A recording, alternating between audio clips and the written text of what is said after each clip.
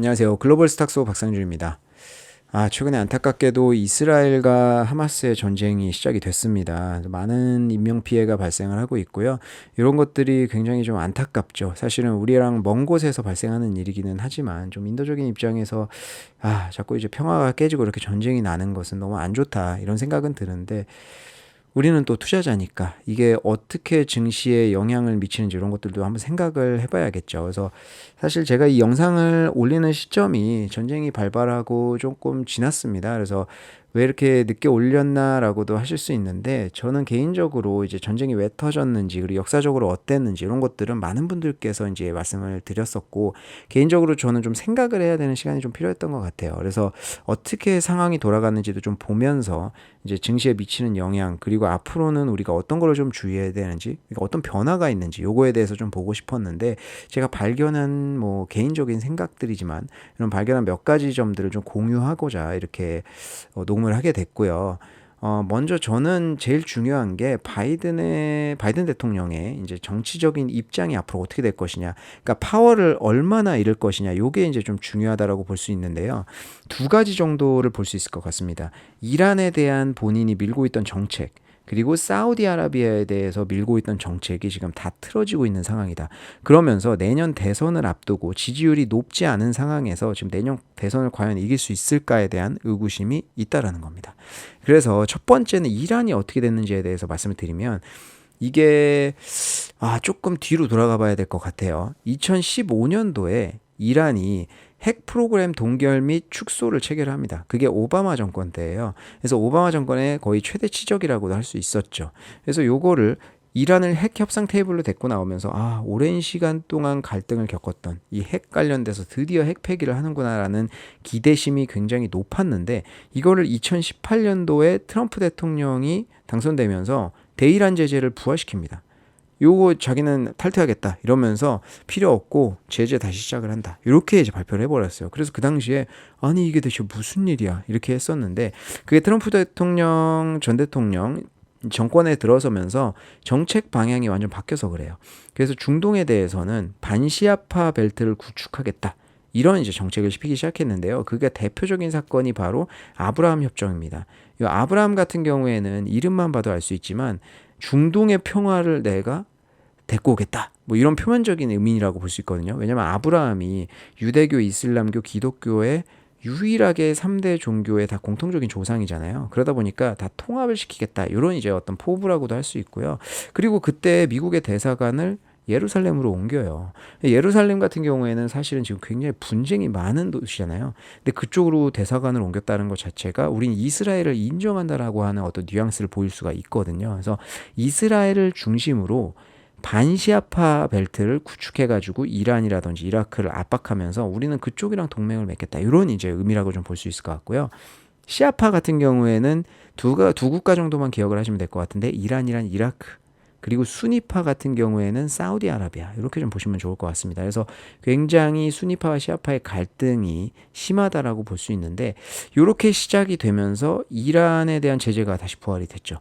근데 2021년도에 바이든 대통령이 당선이 되면서 이게 뒤집어졌어요. 그래서 바이든 대통령은 무슨 소리냐? 왜냐하면 바이든 대통령은 결국에는 이제 오바마 정권의 대를 잇는다라고 할 수 있잖아요. 그러다 보니까 이란을 다시 핵 협상 테이블로 데리고 와야지 무슨 얘기야? 이런 게 좀 됐다라고 볼 수 있습니다. 그래서 이란을 계속 핵 협상 테이블로 데리고 오려고 노력을 많이 했는데 그동안 큰 성과가 없었어요. 근데 올해 들어서 다들 기억하시겠지만 그 인질 5명씩 교환을 했거든요. 그러면서 한국 내에서도 동결되어 있었던 이란의 자금 60억 달러가 송금이 됐습니다.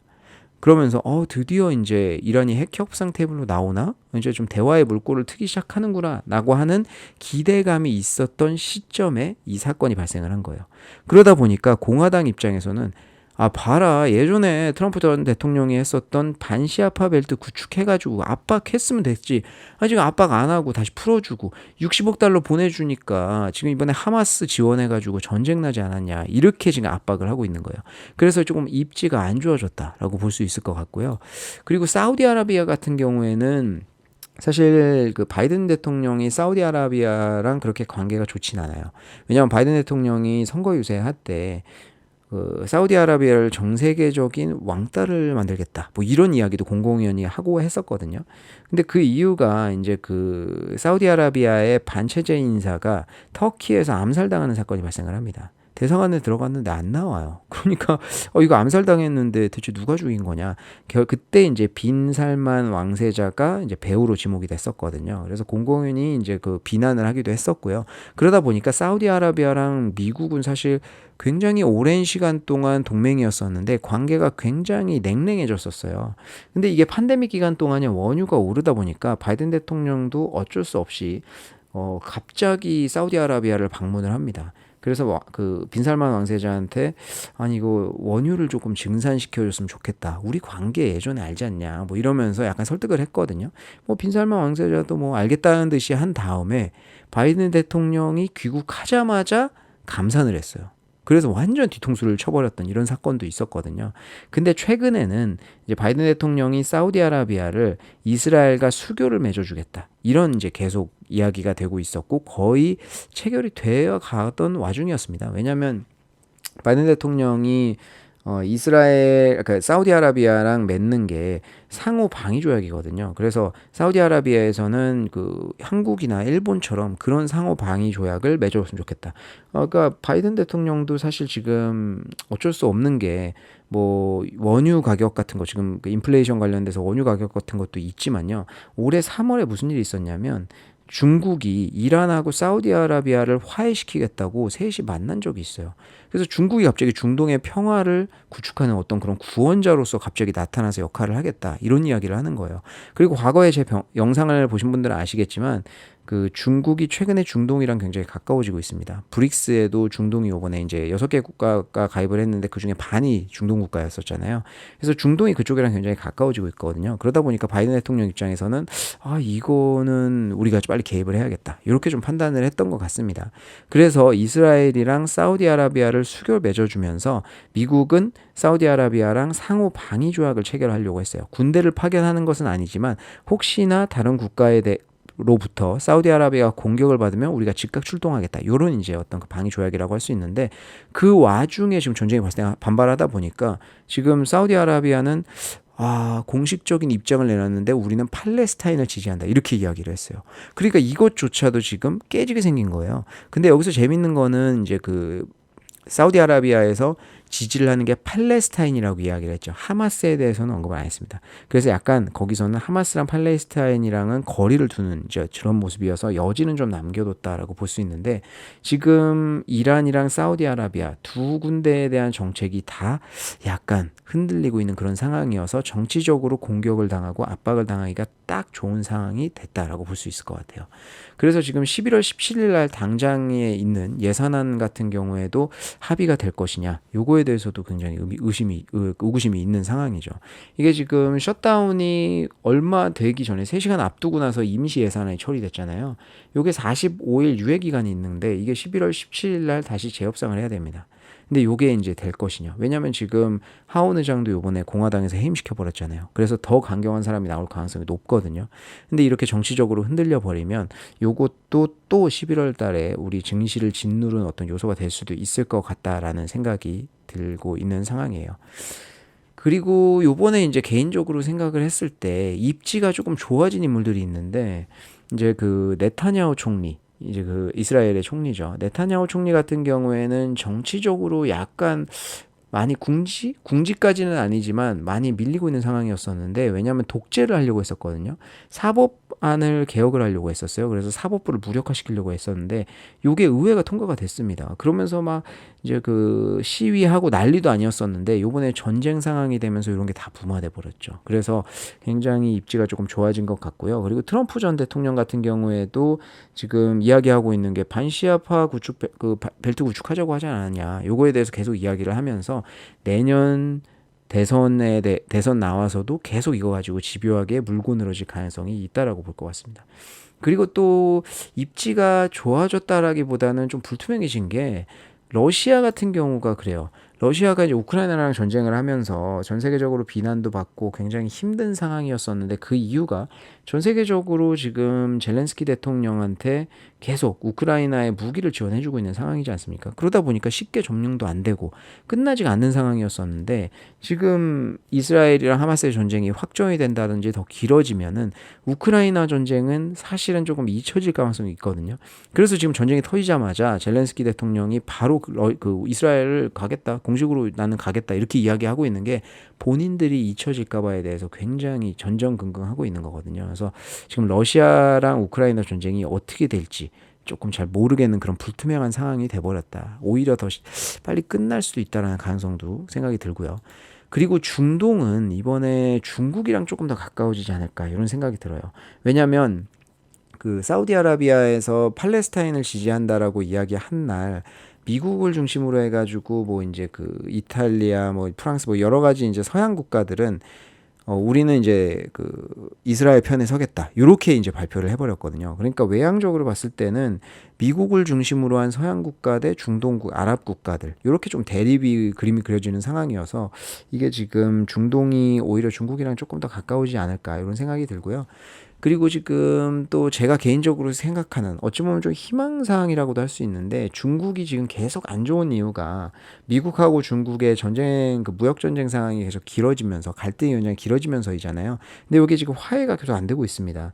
지금 백악관에서는 다음 달 11월 달에 있는 에이펙 정상회담에서 바이든 대통령이랑 시진핑 주석이 만날 것이다. 뭐 이렇게 이야기를 하고 있는데 백악관에서 그렇게 이야기를 하고 있는 것 자체가 물밑 작업이 어느 정도 되고 있다라고 봐야 되는데요. 일단은 제가 생각했을 때 중국이랑 미국이 지금 수요는 맞아요. 중국은 제재를 좀 풀어주는 게 굉장히 중요하고요. 미국 같은 경우에는 국채 금리를 안정화시키는 게 굉장히 중요합니다. 근데 이제 국채 지금 전 세계적으로 많이 팔고 중국도 많이 팔고 있잖아요. 그러다 보니까 미국은 중국에 요구하고 싶은 게 국채 좀 사줘. 그리고 중국은 제재 좀 풀어줘. 요거거든요. 수요는 맞는 상황인데 명분이 없었다라는 거잖아요. 그래서 지금까지 최근에 미국의 이제 많은 어떤 고위급 장관들이 중국을 방문을 했는데 큰 성과는 없었습니다. 근데 지난 주말에요. 이게 전쟁 이슈가 터지고 나서였는데 미국의 상원 의원들이 중국을 방문을 했거든요. 근데 이제 시진핑 주석하고 만남을 하려고 했었는데 계속 성사가 안 되고 있었다고 들었어요. 근데 어렵게 갑자기 성사가 된 거예요. 그래서 이게 전쟁이 터지고 나서 중국도 이참에 지금 미국도 상황이 좀 난처하게 됐으니까 이참에 조금 어느 정도 단기적으로 화해를 해야 되지 않겠냐라고 해서 손을 확 잡은 것 같은 느낌이 저는 개인적으로 들거든요. 그래서 그 당시에 이제 미국하고 중국 관계 개선할 이유가 1000가지나 된다. 뭐 이런 이야기를 할 정도로 좀 긍정적인 이야기들이 왔다 갔다 했고 물밑 작업이 어느 정도 마무리되지 않았나 싶어요. 그래서 에이펙 정상회담에서 시진핑 주석이랑 바이든 대통령이 만난다라는 이야기가 나오면요. 성사됐다라고 나오면 이 두 가지 딜은 어느 정도 성사가 됐다라고 보는 게 맞는 것 같습니다. 실질적으로 지금 2차 반도체 제재안에 대해서도 지금 내놓기는 했는데 아직 시행일이나 이런 것들은 언급하지 않았죠. 그리고 중국에 미리 전달을 했어요. 우리 이렇게 할 것이다. 그것 자체가 이제 좀 대화를 해야 되지 않겠냐라고 하는 화해의 수단으로 좀 작용을 하는 것 같습니다. 그래서 제가 오늘 이야기하고 싶었던 내용들은 이런 그 바이든 대통령의 이번에 정치적으로 입지가 조금 안 좋아지면서 이런 어떤 사이드 이펙트, 이런 효과들이 나타나면서 증시에 영향을 줄 것 같다.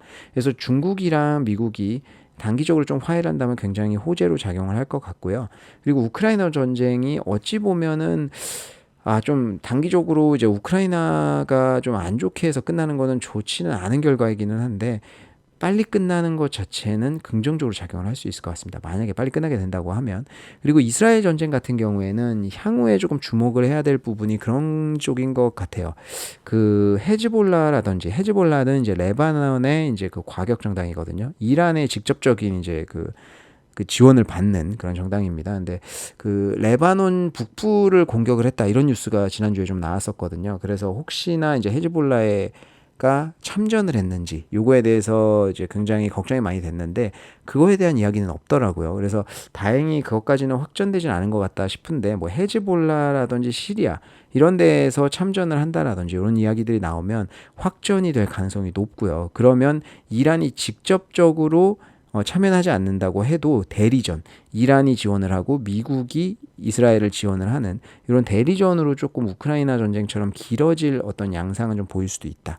그래서 요게 길어진다고 해서 무조건 증시에 나쁘지거나 이렇게 작용을 하지는 않을 거지만 이란이 뭐 갑자기 거기에 이제 그 4차 중동 전쟁 때처럼 어떤 석유를 가지고 이제 전 세계를 위협한다든지 뭐 그런 상황까지 당연히 가지는 않을 거라고 생각을 하지만 그런 것들은 확전이 시작되면서 번질 가능성이 있기 때문에 그 확전 여부에 대해서는 조금 지켜봐야 될 것 같습니다. 자, 그래서 제가 또 긴 시간 이렇게 말씀을 드렸는데 오늘 준비한 내용은 여기까지고요. 향후에 또 진행이 더 되는 거가 있으면 그거에 대해서는 또 업데이트 하도록 하겠습니다. 감사합니다.